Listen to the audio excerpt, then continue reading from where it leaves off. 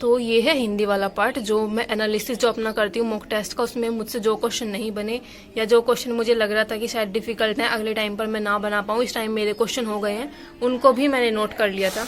तो ऐसा नहीं है कि जो क्वेश्चन मेरे गलत होते हैं मैं सिर्फ वही लिखती हूँ। जिस क्वेश्चन में भी मुझे थोड़ा बहुत भी डाउट हो रहा होता है ना कि शायद ये मेरा नेक्स्ट टाइम सही ना हो, उसको भी मैंने लिख लिया था। लेकिन हिंदी में मेरी कम गलतियां होती है, तो मेरा हिंदी का अभी तक सिर्फ इतने ही पेज भरे हैं, 3 पेज भरे हैं मेरे।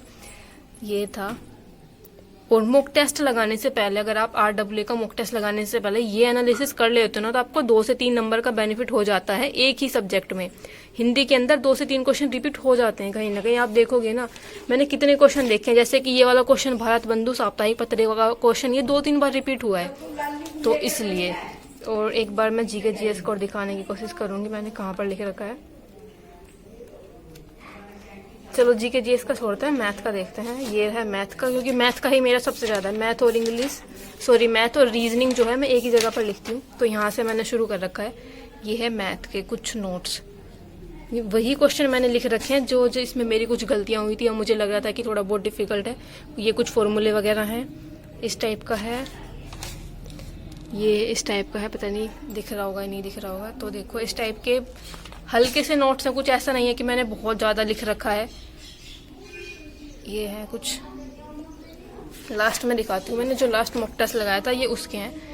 देखो ये थे जो लास्ट मॉक टेस्ट में आपको मिल जाएंगे क्वेश्चन कहीं ना कहीं आए हुए, या तो RWA के होंगे या TWA के होंगे, क्योंकि मैं सभी का एनालिसिस करके कॉपी में लिख लेती हूँ, चाहे वो टेक्स्ट बुक का हो। तो ये सभी क्वेश्चन आपको कहीं ना कहीं कोई सी ना मॉक टेस्ट के अगर याद होगा तो इस टाइप के। जैसे अगर मेरे इस टाइप के क्वेश्चन भी गलत होते हैं ना, तो मैं मैथ और रीजनिंग को साथ में लिखती हूँ, इसलिए ये रीजनिंग और मैथ वाला पार्ट आपको साथ में दिख रहा होगा। तो ये थे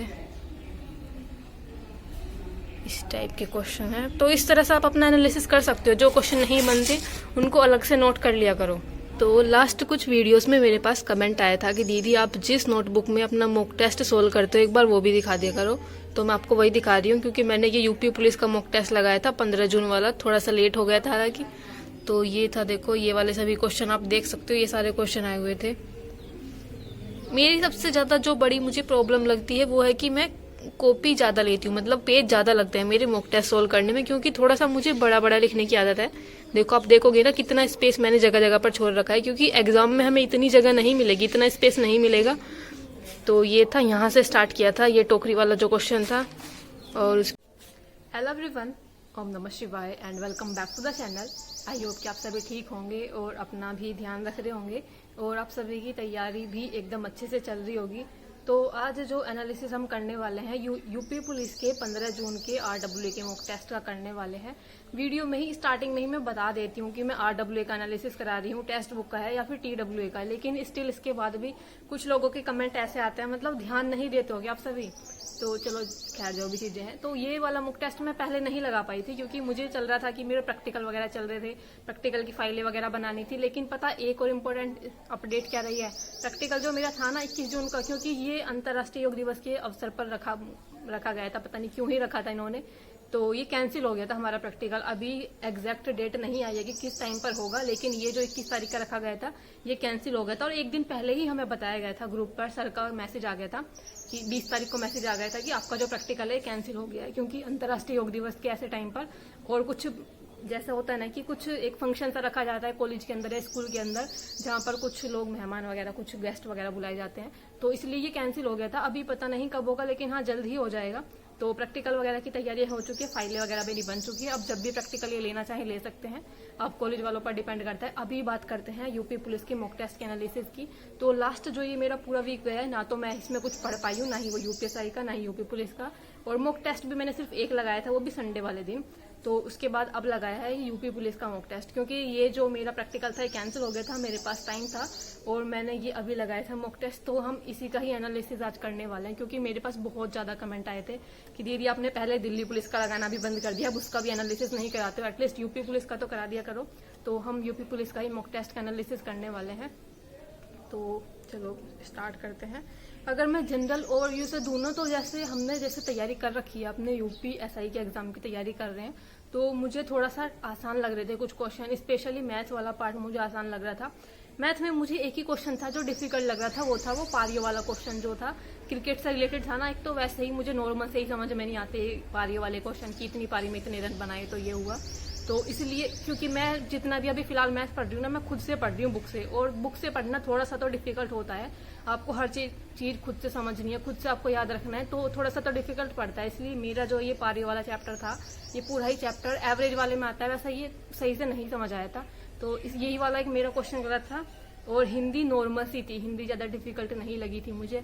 और अगर मैं यूपी पुलिस के इस जीएस की बात करूँ ना, तो इसमें मेरे कुछ क्वेश्चन बन जाते हैं, लेकिन जो यूपीएसआई की जो जीके जीएस है, पॉलिटी है, उसमें मेरा बहुत ही कम स्कोर जा रहा था। इसमें थोड़ा सा इम्प्रूव हुआ है। और जो रीजनिंग की मैं बात करूँ तो हाँ, रीजनिंग के भी कुछ क्वेश्चन तो ठीक थे, आसान थे। और बल्कि मुझे ऐसा लगता है कि ये वाले क्वेश्चन कम पूछ रहे हैं, पुलिस प्रणाली वाले क्वेश्चन कम आ रहे हैं यूपी पुलिस का जो इन्होंने मॉक टेस्ट बना रखा है। क्योंकि इससे क्वेश्चन, अगर आपको याद है, जो फरवरी में पेपर हुआ था, जो यूपी पुलिस का पेपर जो कैंसिल हुआ था, जो फरवरी में हुआ था, उसके अंदर काफी सारे क्वेश्चन थे पुलिस प्रणाली से, लेकिन इन्होंने मॉक टेस्ट के अंदर काफी क्वेश्चन कम रख रखे हैं। क्योंकि जो सेकंड पेपर जब हुआ था ना कैंसिल होने के बाद, उसमें कम आए थे क्वेश्चन, पुलिस प्रणाली वाले शायद थे ही नहीं, एक आधा कहीं से होगा तो होगा। तो चलो फिलहाल बात कर लेते हैं क्वेश्चन की। क्वेश्चन मैंने 5 ही क्वेश्चन रखे थे। अच्छा, ये शायद जीके जीएस में ये क्वेश्चन था कि किसने कहा कि तत्वों के गुणधर्म उसके परमाणु भारों के आवर्ती फलन होते हैं। ये क्वेश्चन मेरा गलत हो गया था, मैंने लगा दिया था इसका हेनरी मोजले। स्टार्टिंग में तो मुझे लग रहा था कि मेंडलीफ ही है, क्यों एक तो रीजनिंग मुझे बिल्कुल पसंद, सॉरी रीजनिंग कह रही हूँ, मतलब क्या कहाँ दिमाग जा रहा है, ये जो है मतलब केमिस्ट्री वाला पार्ट जो है मुझे बिल्कुल भी सच में बिल्कुल पसंद नहीं है। सबसे पहले तो रहता है कि फिजिक्स ठीक है, उसके बाद मैथ, और सबसे जो लास्ट में आता है ना, जो बिल्कुल ही मतलब रहता है ना कि बस लटक लटक कर पास हो गए हैं, तो ये ऐसा सब्जेक्ट था मेरा। तो केमिस्ट्री में नंबर कमाते, तो सबसे बड़ी बात ये मुझे नहीं आता भाई, बहुत टाइम पहले कभी 12वीं 11वीं में पढ़ा होगा, लेकिन बस इतना था कि हाँ एक कोई से का तो था, क्योंकि एक जो आवर्त किसी ने जो पहले बनाई थी वो वाली गलत थी, फिर किसी ने उसको संशोधित करके दूसरी बनाई थी, तो मुझे बस यही ध्यान था, इसलिए मैंने हेनरी मोजले का लगा दिया था। ये क्वेश्चन मेरा गलत था। और कहीं ना कहीं केमिस्ट्री के क्वेश्चन डिफिकल्ट पड़ते हैं, इन कंपैरिजन फिजिक्स के थोड़े से आसान पड़ जाते हैं। उसके बाद एक क्वेश्चन था, देखो पुलिस प्रणाली वाला ही क्वेश्चन था रीजनिंग के अंदर, कि आप एक सरकारी अधिकारी हैं, आपके सीनियर अधिकारी ने अपना एक निजी काम जो अत्यंत आवश्यक है, आपको शाम 5 बजे से पहले निपटाने को कहा है, शाम को 6 बजे आपको याद हुआ कि आप वो काम करना भूल गए हैं, अब सीनियर के सामने पेशी होने पर आप क्या करेंगे। तो मैंने लगा दिया था कि शाम 6 बजे के बाद भी सीनियर अधिकारी का काम करने की कोशिश करेंगे। जब इन्होंने लिख रखा है कि कोई अत्यावश्यक, बहुत ज्यादा आवश्यक काम है वो नहीं कर पाए हैं, तो आप खुद बताओ क्या वो टाइम जरूरी था? अगर नहीं हो पाया उस टाइम के अंदर, तो अब कोशिश करेंगे कि अब हम जो बचा कुचा टाइम है उसमें कर ले। मैंने इसलिए ये लगा दिया था, लेकिन इन्होंने कहा कि भाई अपनी भूल पर शर्मिंदा होकर माफी मांग लेंगे, इससे बेटर होता कि हम उस काम को करने की कोशिश करते। तो इन्होंने ये माना है। ये क्वेश्चन आप सभी बताना कि आपने क्या लगाया था। जहां तक मुझे लगता है ज्यादातर सभी का दिमाग ना डी पर ही जाएगा, क्योंकि कोई काम नहीं हुआ तो आप उसको करने की कोशिश करोगे ना, क्योंकि किसी को ऐसे, ठीक है चलो जो भी इन्होंने मानना है। बाकी ये वाला क्वेश्चन था जो मैथ के अंदर था, जो मेरा गलत था, कि 11 पारियों के बाद एक बल्लेबाज का प्रति पारी औसत स्कोर 52 था, 13 पारियों के बाद औसत बढ़कर 54 हो गया, यदि बल्लेबाज ने 13वीं पारी में इतने। तो ये पारी वाले क्वेश्चन तो वैसे ही समझ में नहीं आते, तो मेरा तो ये गलत था। मैंने तुक्के से ही लगाया था, ये मुझे नहीं पता था क्या लगाऊं, बस ऐसे लगा दिया, किसी ऑप्शन चूज कर लेते हैं। और उसके बाद हिंदी में क्वेश्चन था कि भारतीय वृत्ति का संबंध किस रस से है। तो सही बताऊं तो मैंने ये वृत्तियां मैंने पढ़ी हैं, पर वृत्ति वाला चैप्टर बिल्कुल अलग था जो मैंने पढ़ा था।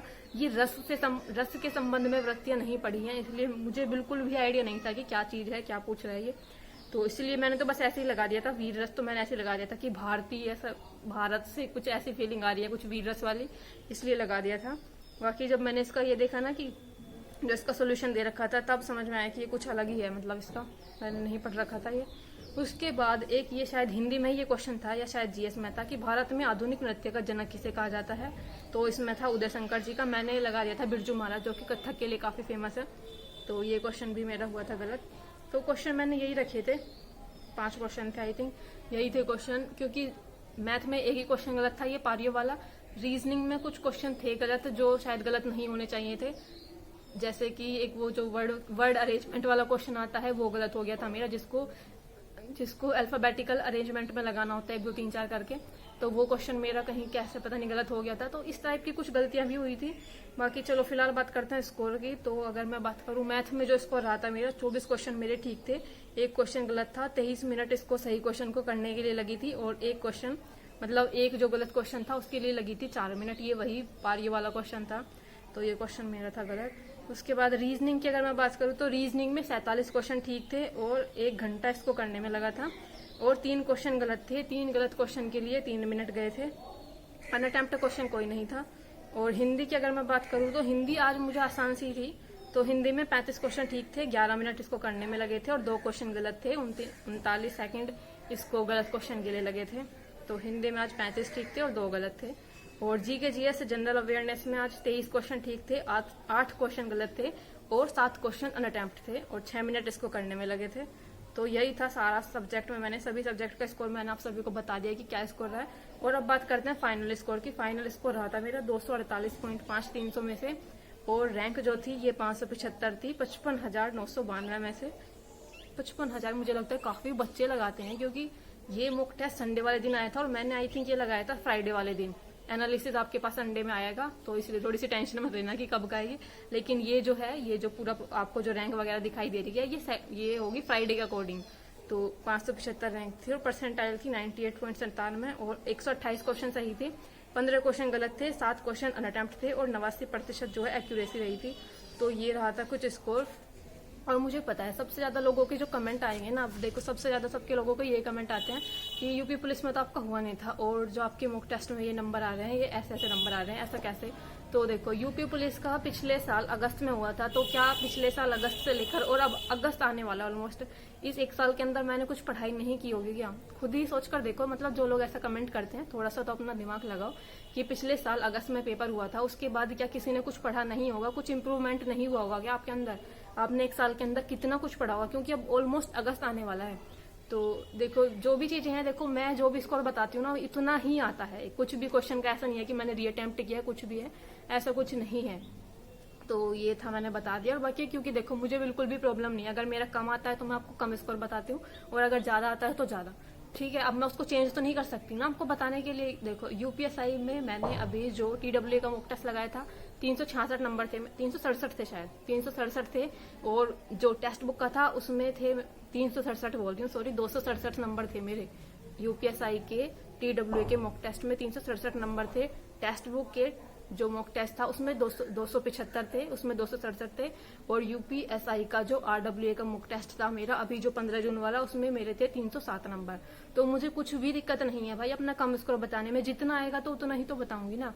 तो बाकी जो लोग पहले से जुड़े हुए हैं उन लोगों को पता है कि जितना स्कोर आता है उतना ही बताती है। बाकी जो कुछ एकदम से लोग नए नए आते हैं ना, बस आया देखा स्कोर और कमेंट कर दिया कि हाँ इतना कैसे आ गया, ये क्या हो गया। तो ये सभी चीजें हैं। बाकी आप सभी अपनी तैयारी ऐसे ही करते रहो, और कोई क्वेश्चन रहेगा तो प्लीज कमेंट कर देना। बाकी मिलते हैं नेक्स्ट वीडियो में, तब तक के लिए bye bye, take care and Radhe Radhe.